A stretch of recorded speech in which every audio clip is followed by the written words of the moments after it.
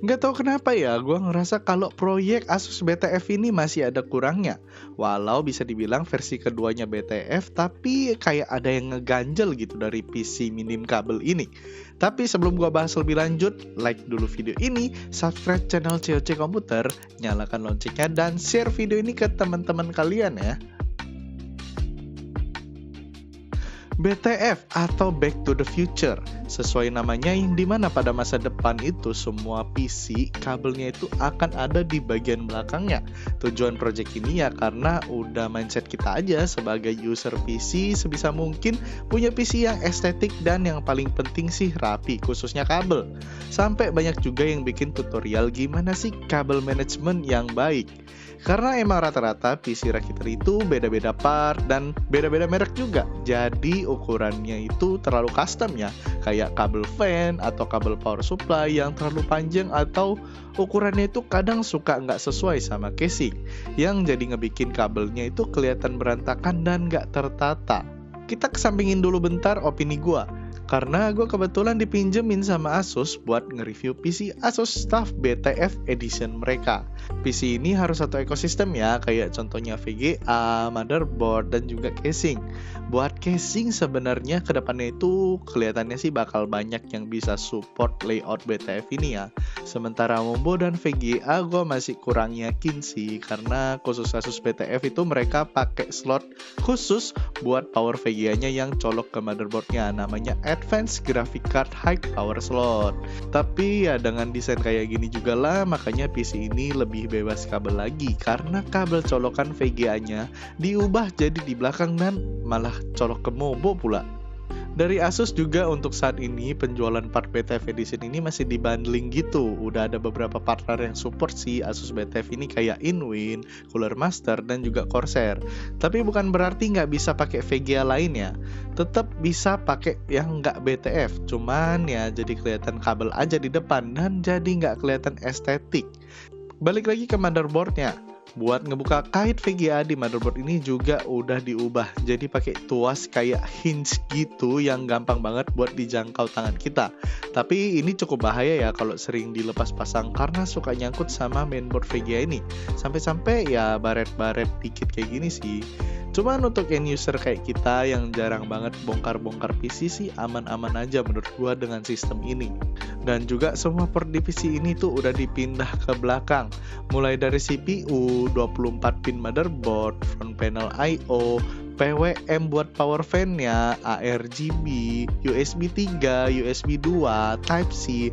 Ya pokoknya semuanya dipindahin ke belakang lah. Tapi ada satu yang keren juga nih di motherboard ini. Asus kasih pilihan ke usernya apakah mau pakai 3x8 pin power VGA atau 12 pin 12 VH PWR untuk power VGA-nya. Nggak begitu penting sih, tapi ya cukup berguna lah buat beberapa orang yang mungkin masih pakai power supply lama. Tapi masih ada yang kurang kayak di awal gue bilang. Kayak contohnya CPU cooler ini yang belum BTF. Karena ya masih ada kabel gitu, walaupun sebenarnya bisa disembunyiin dan kelihatan rapi aja. Dan ada satu port PWM untuk CPU yang masih konvensional atau mengharap ke depan gitu. Ya gue sih pasti milih nggak make ya, karena ya BTF itu kan emang fungsinya biar kabel gue itu coloknya di belakang semua gitu. Dan gue merasa bingung aja kenapa ada satu yang ke depan. Mungkin kedepannya nanti Asus akan mempersiapkan lagi dengan komponen-komponen lain yang support sistem BTF ini. Dan ya keren aja nggak sih kalau misalnya lu itu punya PC yang satu ekosistem. Nggak perlu aplikasi yang bermacam-macam dan ribet install drivernya satu-satu. Lalu buat VGA-nya, yang pertama kali terlintas di pikiran gue adalah VGA ini sebenarnya punya heatsink yang lebih sedikit atau kayak dikurangin gitu bahannya. Ya jadi kayak kerucut ke arah mainboardnya aja. Bisa jadi ini juga buat ngurangin bobotnya karena cukup bahaya ya buat slot VGA high power BTF-nya ini kalau misalnya VGA-nya ini cukup berat. By the way, gua nggak ngetes PC ini ya, dan buat yang penasaran mungkin sama performa, temperatur, dan power, kalian bisa cek YouTube-nya Gaptek ID aja karena speknya itu sama kayak yang punya Bang Subki atau di review Bang Subki. Opini gue pribadi, nggak tahu apakah Indonesia sebenarnya udah siap belum sih sama PC ekosistem kayak gini. Karena buat pilihannya juga jadi terbatas kan. Kayak casing, motherboard, dan juga VGA-nya yang agak susah nih kalau misalnya mau dicampur-campur. Apalagi biasanya kalau kita campur-campur part itu ya karena kita suka dengan desain suatu part, dan biasanya itu jauh lebih hemat gitu, lebih hemat budget kalau misalnya dicampur-campur. Tapi gue pribadi sih lebih suka yang satu ekosistem kayak gini ya, karena kelihatan eksklusif aja di luar fitur BTF-nya. Apalagi kalau RAM sama SSD udah pakai Asus juga, makin gokil nggak tuh?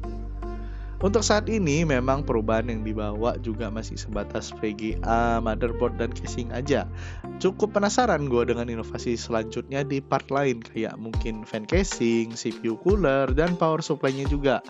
Asus juga pasti butuh waktu lah buat riset itu semua satu-satu supaya nggak ada kendala pas udah nyampe di customer. Dan satu hal sih yang sebenarnya bikin gua sedih ke depannya, kalau memang ekosistem BTF ini atau non-kabel ini bakal merata di rakitan-rakitan PC yang akan datang. Jadi gua nggak bisa explore lagi gitu buat ngulik jalur-jalur biar kabelnya rapi walau kelihatan gitu kan.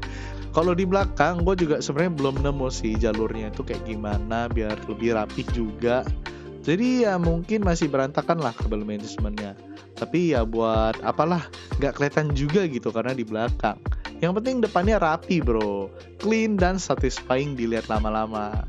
Itu aja guys review singkat Asus TUF BTF Edition ini. Kalau ada salah mohon bantu koreksi, dan juga kalau ada yang kurang kalian bisa tambahin di kolom komentar yang udah disediain ya.